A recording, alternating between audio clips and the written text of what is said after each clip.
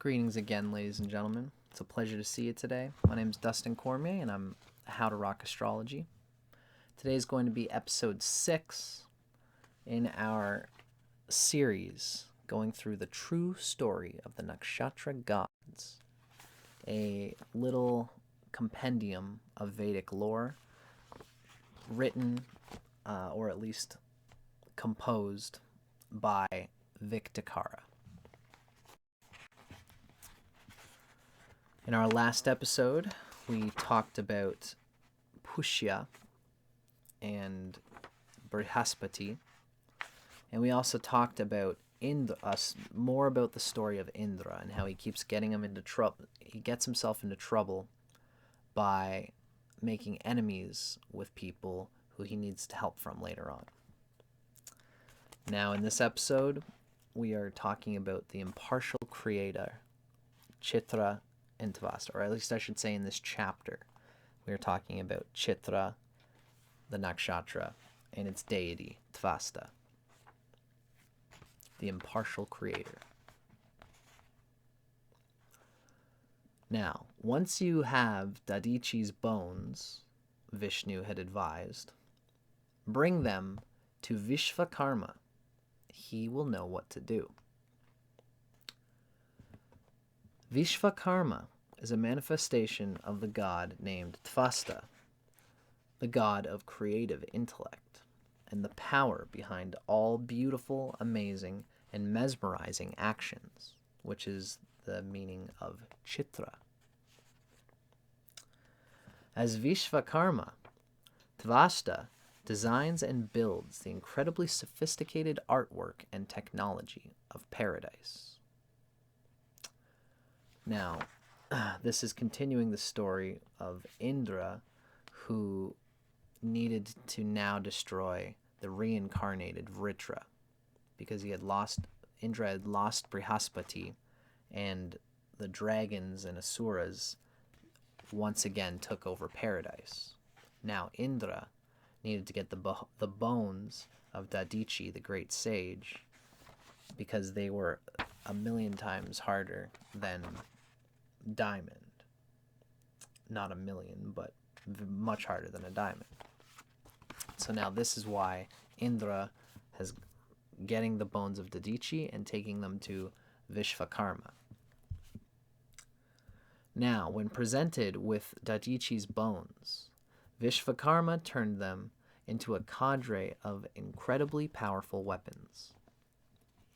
In particular, he used the spinal column to create a thunderbolt for Indra that was sharper than razors and harder than diamond, with which Indra could finally defeat the newly risen Vritra and bring paradise back under the gods' dominion. Tvasta's other manifestation is Vishvakarma's parallel, Maya, the asura of creative intellect and design. What Vishvakarma does for the gods, Maya does for the asura. This reveals a very important aspect of Tvasta's essential character. He is Chitra, which means multifaceted. He is impartial because he can see many aspects and angles at the same time. He is an intellectual, creative designer who will lend his talents to benefit anyone who asks. To fathom the depths of Tvasta's impartiality, consider this. As Maya, Indra ruthlessly killed his child. Then, as Vishvakarma, he built the weapon that protected Indra from the full fury of Maya's vengeance. Interesting. Now, the next chapter is talking about the dependence of the king.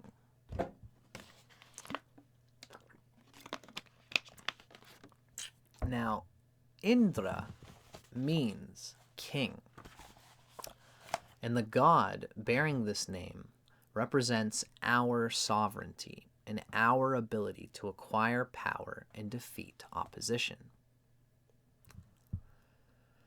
Indra's ultimate enemy is Vritra, whose name signifies that he represents an eclipse of sovereignty.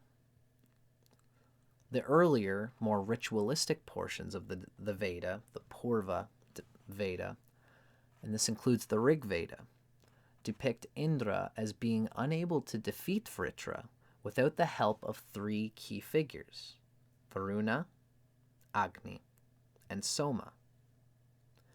These three represent the most important aspects of a Vedic sacrifice. Varuna represents the gods. Agni represents the ceremonial fire.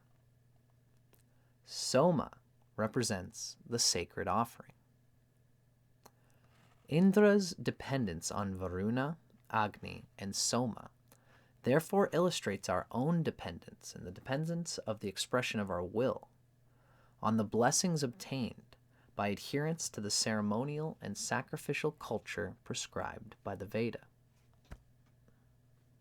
It's lovely. So important to me.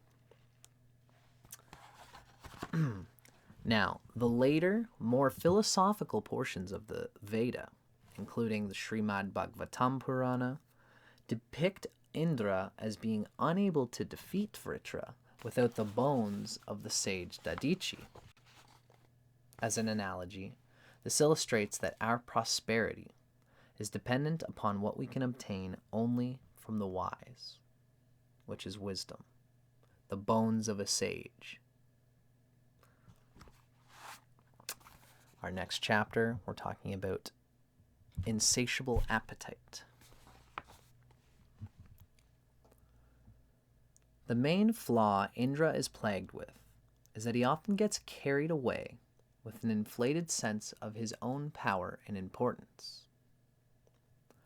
As such, he seldom respects boundaries, and he considers himself entitled to take and enjoy whatever he sets his eyes upon. Brahma once personally created a woman named Ahalya, whose beauty humbled Urvasi, the foremost heavenly beauty in Indra's court, the leading courtesan of paradise. Indra, of course, wanted to marry this girl, but instead, a sage inadvertently won the contest she had declared for her marriage, and she selected that sage over Indra. This infuriated and frustrated Indra to no end. Considering himself king, and therefore above all, law, Indra kept his lusty eyes upon her and waited for an opportunity to arise.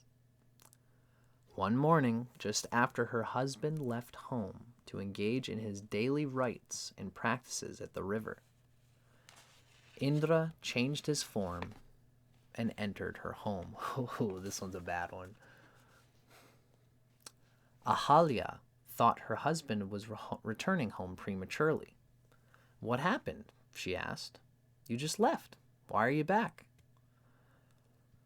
"I cannot meditate because there is an image I cannot get out of my mind," Indra said, disguised as the sage.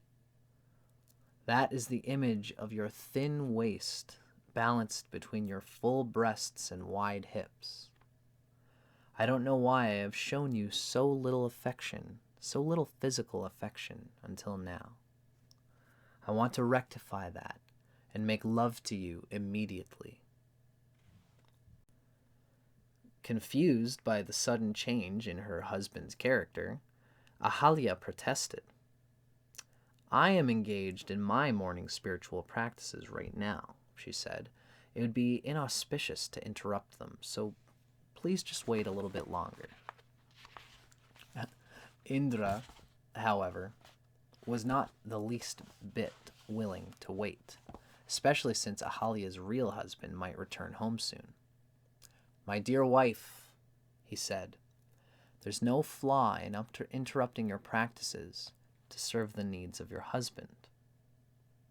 In fact, the Vedas declare tending to the needs of her husband and family is an important part of a wife's spiritual duty.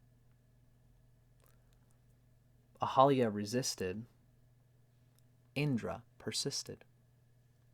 Soon he won out, and they began to make love.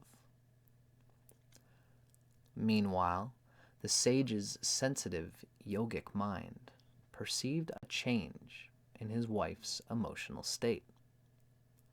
He suspected that Indra was up to no good and hurried back home. The sage, whose name was Gautama, stormed into his house while Indra and his wife were still in the midst of their union. Seeing the angry sage, Indra changed into a cat and leapt out through the cottage window. Gautama delivered a resounding curse upon the fleeing god. "Behold, Indra, your penis and balls lead you into so much trouble. I will do you a favor and rid you of them. May they all fall off without delay. Another gift I will give you, since you are so infatuated with vaginas, is that you should never be without a plethora of them. May your entire body be covered with vaginas immediately." By the time Indra stopped running and returned to his normal form, Gautama's curse had already come to pass. His penis and testicles were gone, and his body was covered with vaginas. Horrified, Indra sought out the goddess Lakshmi. And he pleads, "You are the origin of all women. You can forgive me for my crimes against womankind. Please remove this curse." Lakshmi was not interested in exonerating Indra from his misbehavior. "The will of a sage," she told him, "cannot be countermanded by a god or goddess." "Please," Indra begged, "please help me." Seeing Indra's pathetic condition, Lakshmi relented. "I truly cannot erase the curse of a sage, but I can modify the effects so that they are to your advantage," she brilliantly suggested. "You have lost your manhood, but it can be replaced with an even more powerful manhood from a ram. You are covered in vaginas. Well, you have replaced Varuna as the king of heaven, but you cannot see with the clarity that Varuna had, for he was famous as Shatabhishek, the 100-eyed. Let us therefore change these vaginas into eyes, so that you can compare with Varuna." It's a very interesting symbolism in all of these stories. Feel free to leave some comments. Let me know if you think that you can see any of this symbolism and what you might think of it. The discussion is completely open in the comments section. For now, we're going to end this here. In our next chapter, we're going to have one or two more stories, a short episode, talking about more of Indra's silly, egotistical stories. For now, I hope you guys are enjoying this. I'm Dustin Cormier for How to Rock Astrology. I'll see you guys in the next episode. Thanks so much for watching.